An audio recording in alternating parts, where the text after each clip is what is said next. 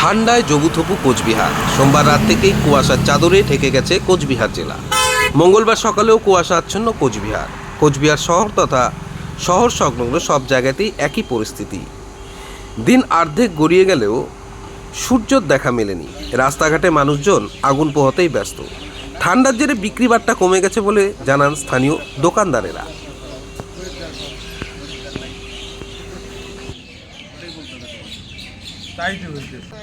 খুব কুয়াশা ঠান্ডা খুব সেই জন্য লোক তো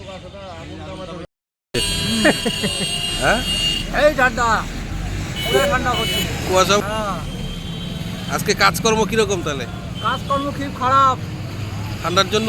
ঠান্ডার জন্য কাজকর্ম খুব খারাপ। আজকে কি মনে হয় সারাদিন এরকম ঠান্ডা থাকবে? হ্যাঁ, কি নাম আপনার? আপনার দিলদার মিয়া। ঠান্ডায় একদম জবু থবু। আপনি কিরকম ঠান্ডা পড়েছে আজকে কুচবিহারে? আজকের দিন বসে বেকার, কেন ঠান্ডায়? কোনো কাজ নাই। ঠান্ডায় ঠান্ডায় বসে আছে সবাই, প্রচুর ঠান্ডা পড়ছে। আরো পড়বে মনে হয়। হ্যাঁ, পড়বে তো, এরা তো কাজ হতে আছে এই মাসে। কি নাম আপনার? আমার নবরদিন মিয়া। হ্যাঁ, সব ছুটি দাদা আজকে বন্ধ। আজকে বন্ধ দাদা।